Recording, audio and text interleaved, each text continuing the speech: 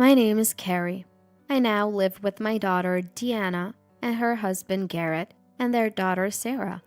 This year I turned 70, and it feels like a significant milestone. My husband Matt passed away 3 years ago due to illness, and originally I was living alone until my daughter and her husband invited me to stay with them. Mom, won't you come live with us? What? But wouldn't I be a burden? No, we want to live with Carrie. It's not exactly payback, but we really appreciate everything you've done for us, Carrie. Why don't we all live together happily? I was feeling lonely living alone, so I was grateful that they cared so much. Sarah, my first granddaughter, is such a good kid, and I'm living happily now. Feeling the need for a purpose in life, I'm fortunate to be healthy and currently working part-time at the checkout counter of a supermarket. It's a small supermarket, but well loved by the locals and everyone is friendly. Even the young part-timers look up to me, and I have no complaints. However, there is one thing that bothers me. That is, oh, working part-time again today, Carrie? Catherine, welcome. The woman who comes to the supermarket is Catherine, my son Polly's wife. That makes her Deanna's sister-in-law. She got married just before Deanna did and lives a bit far from here. Honestly, I've never gotten along well with Catherine. It seems she didn't think highly of me from the beginning, and she often made snide remarks, even during greetings. Catherine, let's get along well from now on. Carrie, that's fine. You don't need to bother. What? You don't need to worry about us, so please don't interfere too much, okay? I'll handle family matters just fine. We don't want any mother-in-law and daughter-in-law conflict, do we? It's stressful for both of us. She put up a wall from the beginning and we were shocked. At the same time, I didn't have a good impression of her. Matt didn't think highly of Catherine either, but Polly seemed quite smitten with her. I'm definitely going to marry Catherine, he used to say. Polly was a troublemaker since he was young and we often struggled to handle him. He had behavioral issues at school and we were frequently called in. Matt initially wanted to discuss it at home, but eventually he gave up. Polly finally got a job and started working, and just when we thought we could relax, he brought Catherine to introduce her to us. Catherine was a strikingly beautiful woman with a flamboyant appearance. On the day of the greeting, I cooked a big meal, but Catherine didn't seem to like it. I'm not really into greasy food. It seems like some old-fashioned country cooking, she said, hardly eating. Matt was about to yell at her, but we managed to finish the greeting peacefully. We tried to convince them a few times, but they ended up getting married and now live a bit far from here. It was when Matt was still alive that he warned, You better be sure about this. Don't come crying to me if something goes wrong. But Polly was full of unfounded confidence, saying, It'll be absolutely fine. We only saw each other at Christmas gatherings, but ever since I started my part-time job, I happened to run into Catherine at my workplace. That encounter is unforgettable because of how shocking it was. Oh, isn't that Carrie? Catherine, why are you here? Why? Isn't that rude to say to a customer? Sorry, I was just surprised. And here you are at 70, working as a part-timer. Are you struggling for money? Or have you run out of money to give to your sisters? Catherine, with her condescending attitude, continued to make snide remarks, taking advantage of the fact that it wasn't busy. Apparently, though they lived a distance away, she just happened to be shopping nearby, and we happened to meet. No, I started part-time work because I thought it would be fulfilling. Everyone at work is nice and I'm content. Catherine seemed surprised for a moment at my words, but then burst out laughing.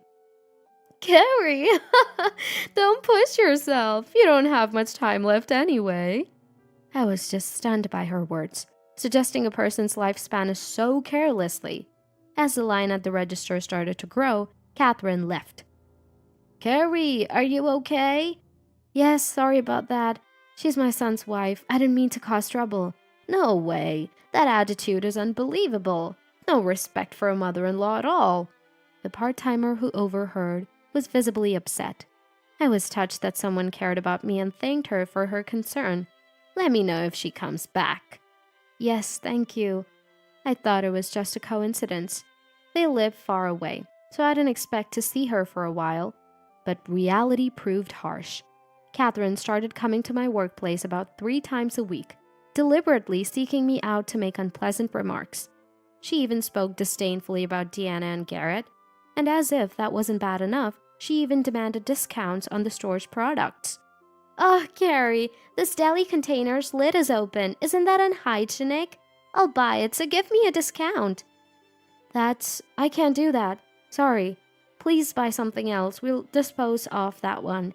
"What? I'm offering to buy it for you." Every time Catherine came to work, the manager would apologize, and she seemed to enjoy his discomfort with a malicious smile. I was on the verge of exploding with anger. It was becoming a nuisance to the workplace, and I didn't want to trouble Deanna and her family. More importantly, for my own dignity, I called Catherine the next day. "Catherine, please stop coming to my workplace and causing trouble. If this continues, I will have to take action as a mother-in-law." Catherine laughed mockingly over the phone. "Trouble? I'm just worried about Carrie." I wanted to scream at her claim of concern, but I held back and continued calmly. "Your actions are a nuisance. I won't tolerate it any longer." "What? You think it's wrong for me to worry about Carrie? I don't think I deserve to be treated like this." Unrepentant and even defiant, Catherine frustrated me. "Anyway, please stop doing this in the future." Seemingly displeased with my inability to tolerate her any longer, Catherine spat out her last words. "Don't act all high and mighty. You bottom-tier old lady who can't do anything but work before hitting the grave. I'll be sure to tell Polly about this." With that, she hung up. True to her word, the next day I received a call from Polly. "What the hell did you say to Catherine, Mom? That's awful!" As soon as I answered, Polly was yelling at me. "It's Catherine who's awful." "What are you talking about? You said terrible things to Catherine. She's crying. No matter if you're my mother, I won't forgive this." Apparently, Catherine had told Polly a fabricated story, making it seem like I had severely scolded her. Believing her, Polly was furious. If that was all, it would have been fine, but Polly kept calling in anger for hours and finally said, "If this happens again, I won't forgive you," and hung up. "Mom, what's wrong?" Deanna, welcome back." "Nothing, really." "That's a lie. That voice was Polly's, right?" Deanna looked at me sharply. It was hard to stick to the lie. Polly and Deanna, although siblings, if I keep this from them, it might someday cause trouble. I even worried it might harm Sarah.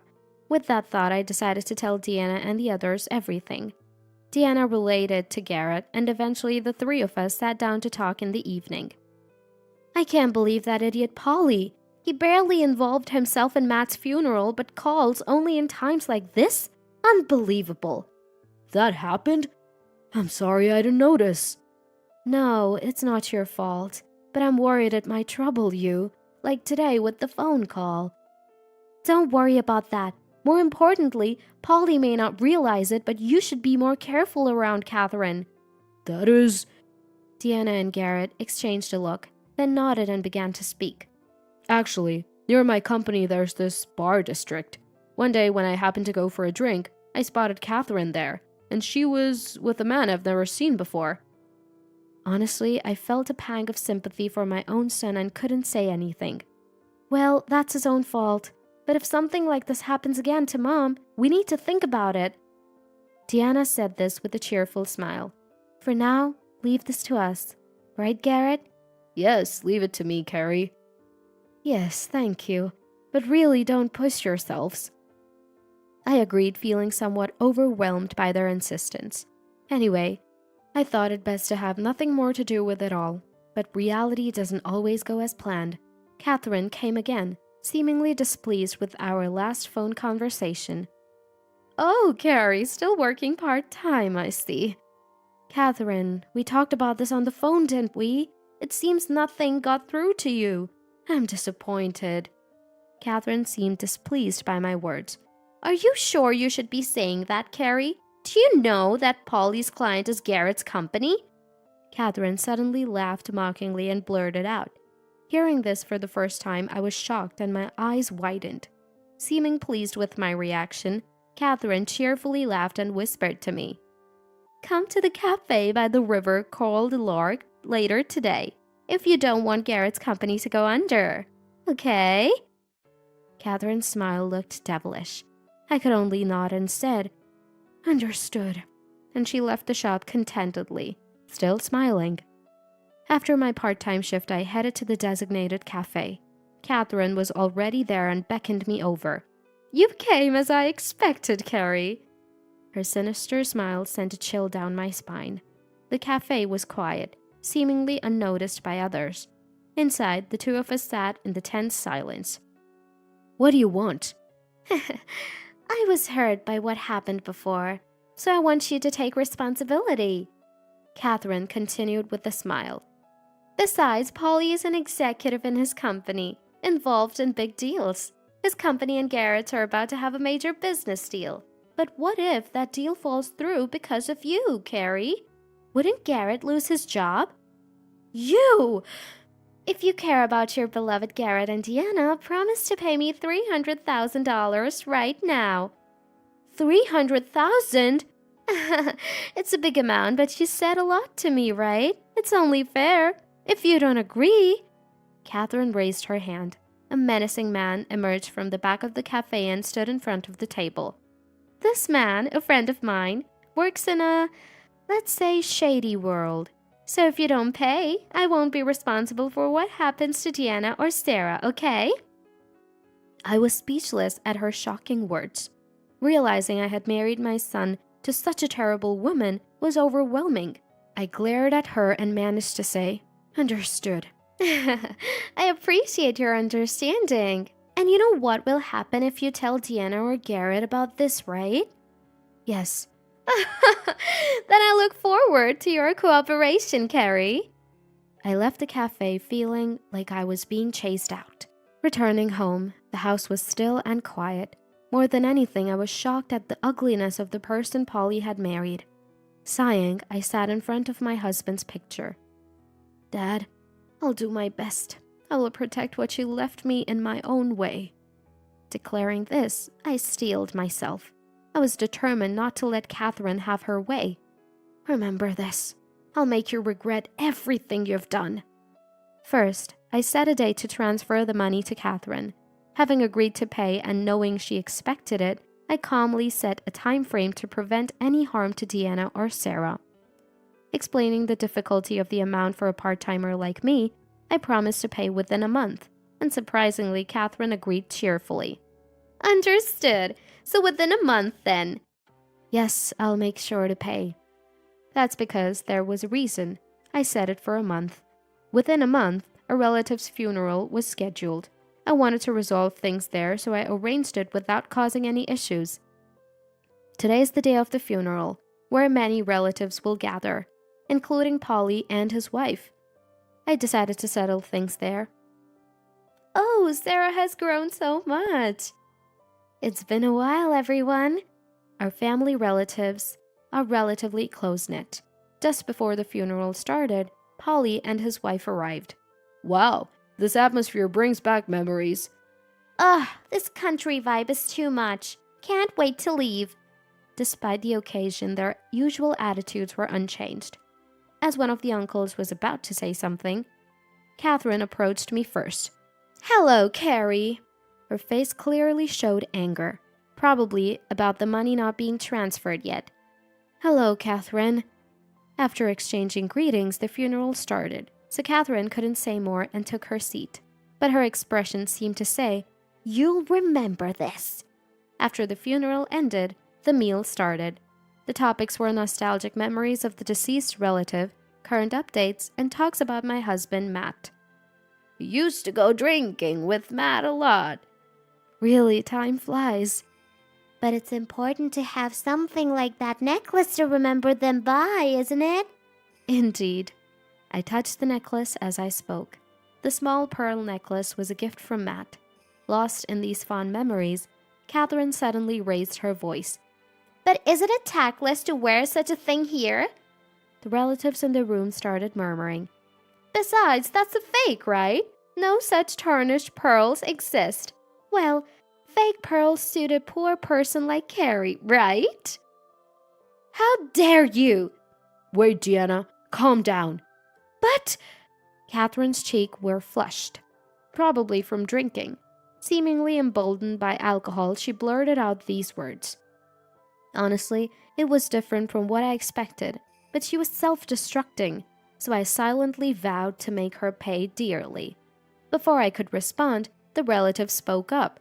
What is she talking about? Carrie poor? Don't make such jokes. How could you say such a thing? It's just your lack of judgment. The relatives, angered by Catherine's comments, spoke back, and she seemed surprised. I stood up and faced her. I don't know why you think this pearl is fake, but it's from Matt's jewelry store. It's definitely not fake. Tiffany, ever heard of it? What? Tiffany? As in the famous jewelers? You married him without knowing his father-in-law's company. Carrie used to be the assistant manager of that store. But she's working part-time. That's what I said before. Mom is working part-time just for fulfillment. We don't need her money, but she insists on paying us living expenses every month. Besides, she's retired now, but there's an inheritance and savings left by Matt. We're far from poor.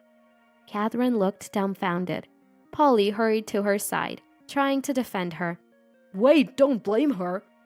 Polly, look at reality. She's awful. Shut up, little sister. What do you know? Catherine glared at us. I came here to settle this thoroughly, so I began. You won't get away with this. Who won't? Your wife running a scam?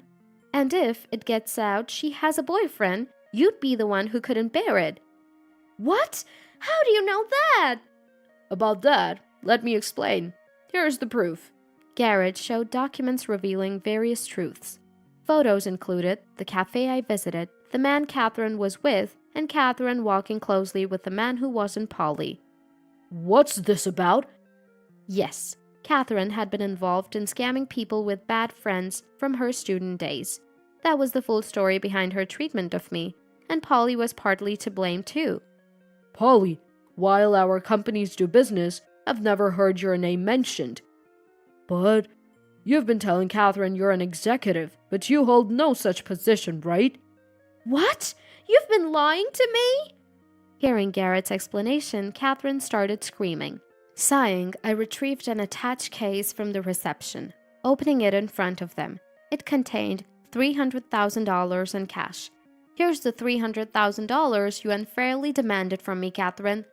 Emphasizing unfairly, she glared at me, her face turning red. I had recorded everything from the day she took me to the cafe.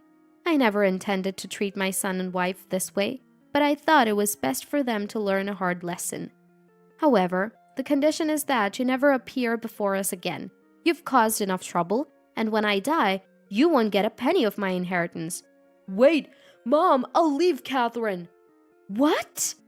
Polly, when you decided to marry Catherine, Matt and I tried to stop you. Weren't you going to be happy with her?